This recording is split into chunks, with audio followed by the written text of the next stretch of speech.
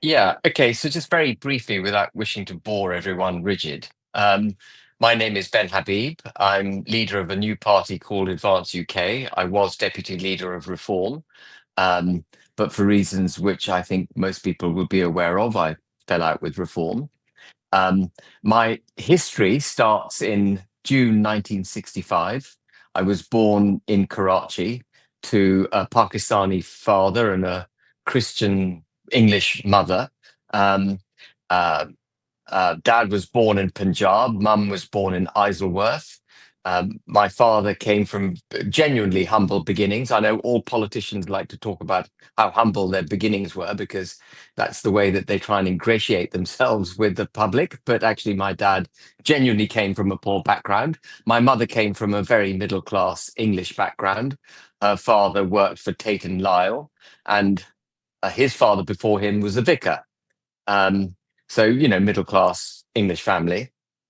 I spent the first 13 years of my life in Pakistan, coming backwards and forwards to the United Kingdom. But, living in Pakistan, I went to the Karachi Grammar School, which was a grammar school set up by the Scottish Regiment when it was stationed in Pakistan. And my father was a member of a club called the Sind Club, not Sin as in SIN, but SIND, which was also set up by the Scottish Regiment in Pakistan, in Karachi, which was stationed there. And I think it was set up in 1883 by memory. Yeah. Um, and which is, I mentioned that only because the tailwinds of the British Empire, were still flowing through the subcontinent and Pakistan as I grew up. So even though I was born in Pakistan, it was quite an Anglo-centric kind of upbringing I had, going to English clubs and English school and so on. And then Pakistan went down a really bad journey. Started the beginnings of what became a very bad journey when Bhutto. Actually, but just before he was deposed, Zulfikar Ali Bhutto, he went quite Islamic in the Right. pursuit of trying to appeal to the people. He appealed to their religion and the country. That's when it started its journey towards a more fundamentalist form of governance, Muslim governance.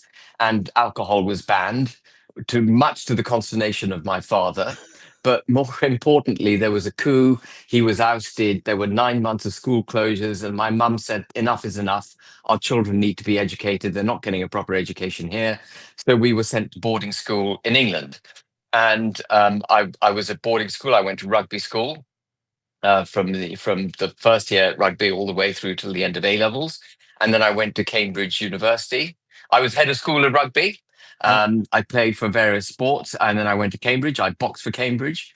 I was Left going Cambridge. to, that's what I was going to mention, Ben, because that, I think a lot of people, you know, um, when they hear someone that's very well spoken and very well educated, they don't think of them getting in the ring. And I just want to say, I've boxed a lot of the sort of the lads that will follow you as a result of our friend Tommy, giving his backing, will have also boxed, and it just, to get in a boxing ring, it doesn't matter what level you box at, especially in doing it at a university or in the military or whatever, you're standing in front of a lot of people and you can make yourself look very stupid if you get plonked on your backside. So I think that just says a Yeah. lot. There's courage to Well, get in a thank you. boxing ring. You need to have courage. It's as simple as that.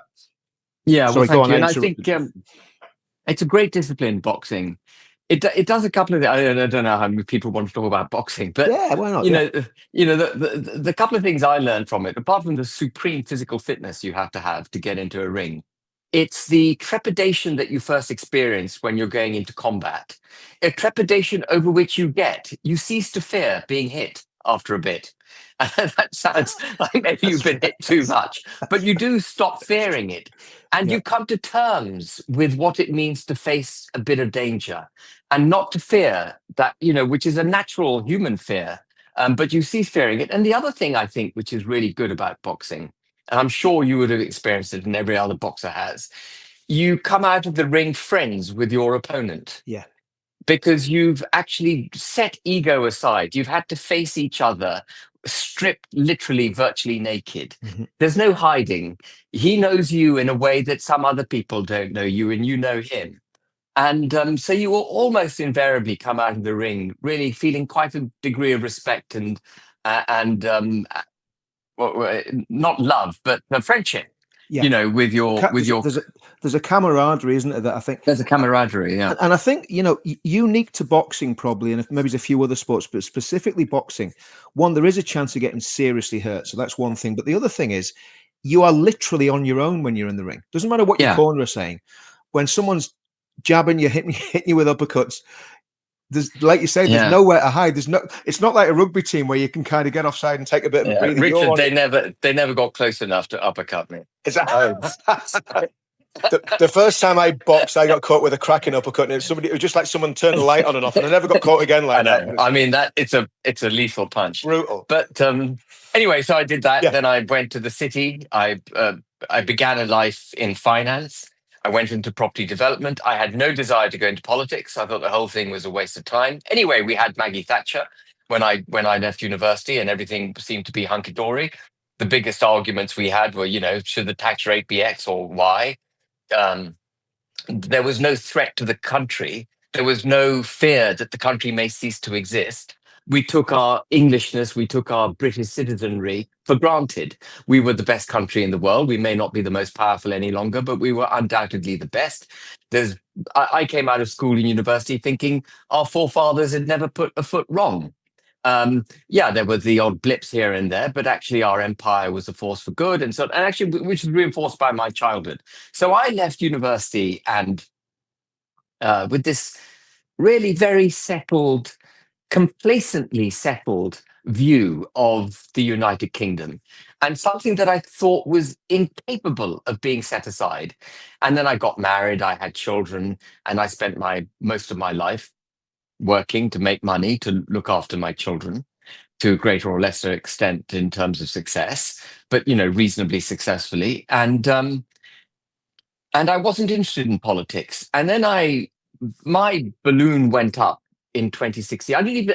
Richard, I didn't even campaign to leave the EU. Yeah. I donated to Vote Leave, but Yeah. only because Mark Carney and Osborne were talking nonsense. I thought, this is rubbish. Mhm. We're not going to have an economic setback just because we vote to leave the EU. And that was the first time in what has now been a journey of unpeeling this onion. You keep peeling and you see more and more. But it was the first time I realized something's not right in the British political landscape. And the more I've got into politics, the more I've looked at the political institutions we've got, our politicians, the way we're governed, I've realized that actually, and it probably started with the EU, we've set aside what it means to be British. We are setting aside the concept of the nation state that is the United Kingdom. We're dancing to the tune of foreign interests, not to our own interests. And I say foreign in terms of foreign from abroad, but also foreign alien to us.